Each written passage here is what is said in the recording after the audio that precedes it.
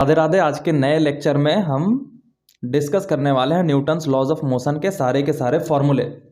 पूरी जेई के फिजिक्स के सिलेबस में न्यूटन्स लॉज ऑफ मोशन ही एक इकलौता ऐसा चैप्टर है जिसके अगर आप सारे कॉन्सेप्ट्स जान लो तो ये जरूरी नहीं है कि आपसे सवाल बन जाएंगे। उसके लिए एक अलग मेथडोलॉजी की ज़रूरत होती है जो कि आपको लेक्चर्स में ही पढ़ाए जा सकते हैं। जैसे कॉन्स्टेंट मोशन, कहीं भी सिलेबस में कॉन्स्टेंट मोशन ऐसे स्पेसिफिक नहीं है, लेकिन उसकी जानकारी आपको होनी चाहिए। फ्रिक्शन में सिर्फ 3 फॉर्मूलेज हमें पढ़ने होते हैं सिलेबस के अंदर, लेकिन उसका एप्लीकेशन बहुत ही वियर्ड ढंग से कराया जाता है।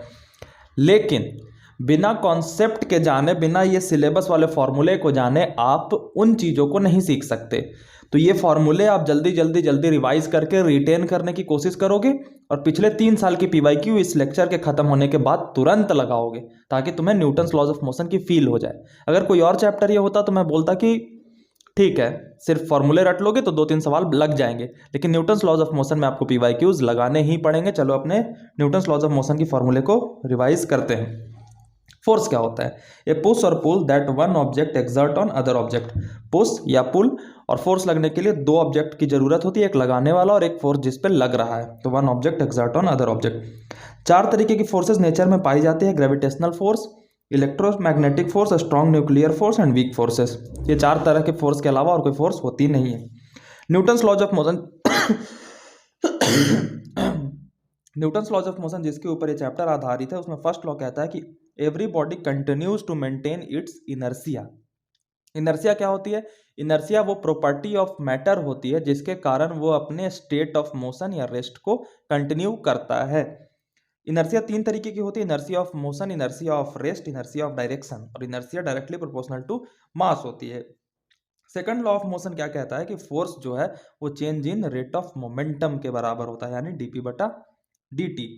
और मोमेंटम को हम मास इंटू वेलोसिटी लिख सकते हैं, तो p को हमने mv से बदल दिया। अगर मास कांस्टेंट है तो इसका मास बाहर आ जाएगा और ये बचेगा, m बाहर आ गया, dv अपॉन dt। और dv अपॉन dt क्या होता है? एक्सेलरेशन। तो फोर्स बराबर मास इंटू एक्सेलरेशन। ये कब वैलिड है? सिर्फ जब मास कांस्टेंट हो। आगे पढ़ते हैं मोमेंटम क्या होता है। Momentum direct formula mass into velocity होता है। ऐसे तो मोमेंटम का कॉन्सेप्ट बहुत बड़ा है, लेकिन आपको याद रखना है मास इंटू वेलोसिटी, और ये एक्चुअल में वेक्टर क्वांटिटी है। एसआई यूनिट क्या होता है? केजी मीटर प्रति सेकंड, और डायमेंशन होता है mlt का power -1। Third law of motion क्या कहता है कि every action has an equal and opposite reaction, यानी force on A due to B is equal to negative of force on B due to A. Got it? Spring forces की बात करते हैं। Spring पे बहुत सारे सवाल आते हैं। 2023 के जेईई मेंस में भी बहुत सारे सवाल बने थे। अगर कोई एक स्प्रिंग है जिसको एक्स अमाउंट से इलोंगेट कर दिया गया है, तो उस पर जिधर इलोंगेशन की गई है उसके ऑपोजिट डायरेक्शन में के एक्स फोर्स लगता है। के क्या होता है? स्प्रिंग कांस्टेंट कहलाता है। Spring force is non impulsive in nature. Non impulsive होने का मतलब कि अगर हमने स्प्रिंग को इलोंगेट करा और तुरंत छोड़ा तो उसका फोर्स खत्म नहीं हो जाएगा, उसका फोर्स धीरे धीरे खत्म होता है। तुरंत खत्म हो जाता तो इम्पल्सिव इन नेचर होता, और धीरे धीरे खत्म हो रहा है यानी कि नॉन इम्पल्सिव इन नेचर है। इसलिए बहुत सारे तुमने वो एग्जाम्पल देखे होंगे जो ऊपर से स्प्रिंग गिराता है तो नीचे वाला पार्ट रहता है उसी पोजीशन पे, और जब तक ऊपर वाली फोर्स नीचे ना आ जाए। Spring in series and parallel, इसकी बात करते हैं। तो spring in series and parallel में अगर दोनों एक लाइन में जुड़े हैं तो सीरीज होगा, और दोनों ऐसे इस तरीके से जुड़े हैं तो पैरेलल होगा, रेजिस्टेंस की तरह। एक का स्प्रिंग कांस्टेंट K1 है, एक का स्प्रिंग कांस्टेंट K2 है, तो ओवरऑल स्प्रिंग कांस्टेंट होगा रेजिस्टेंस का उल्टा, यानी 1/K effective equal to 1/K1 plus 1/K2। और पैरेलल में होगा K इफेक्टिव बराबर K1 प्लस K2। ये सवाल 2023 में इसके मदद से सवाल पूछे गए थे। टाइम पीरियड क्या होता है? अगर किसी स्प्रिंग में एक मास लटका दिया गया, उसे छोड़ दिया गया, तो ये ऐसे ऊपर नीचे होता रहेगा, और उसका टाइम पीरियड होगा 2π√m/K। आगे पढ़ते हैं जब motion of a body in contact, इसको हम कहते हैं कंस्ट्रेंड मोशन। ठीक है, तो कंस्ट्रेंड मोशन बहुत डिटेल में पढ़ाई जाती है। आप अगर 2-3 सवाल कर लोगे पीवाईक्यू मेथड से तो आपका क्लियर हो जाएगा। यहाँ पे जनरली जो कॉन्सेप्ट याद रखना होता है कि अगर 2 ऑब्जेक्ट एक दूसरे से कनेक्टेड है, m1 m2, उस पर एक साइड से फोर्स लगाया गया है, तो इसके जो फोर्स इक्वेशन है वो ऐसे लिखेंगे: फोर्स बराबर m1 plus m2 into acceleration. पुली सिस्टम की बात करते हैं जिस पर बहुत ज़्यादा सवाल आते हैं। एक पुली दी गई है जिसमें इधर m1 मास लटकाया गया है, इधर m2 मास लटकाया गया, और माना गया है कि m1 is greater than m2। तो m1 के लिए जो फोर्स इक्वेशन लिखा जाएगा वो ये लिखा जाएगा कि नीचे इस पे काम कर रहा होगा m1g, ऊपर की तरफ t, और नीचे की तरफ एक्सेलरेशन लग रहा होगा a। तो m1g minus tension equal to mass into acceleration. और इसके लिए ऊपर की तरफ ये जा रहा है तो टेंशन इसका बड़ा है, और m2g जो नीचे की तरफ इस पे m2g लग रहा है वो छोटा है, तो इसके लिए T minus M two G equal to M two A. और इन दोनों इक्वेशन को जब हम सॉल्व करते हैं तो एक्सेलरेशन ओवरऑल की वैल्यू आती है M one minus M two upon M one plus M two into G. इस बात का आपको ध्यान रखना है। और टेंशन की वैल्यू आती है two M one M two upon M one plus M two into जी।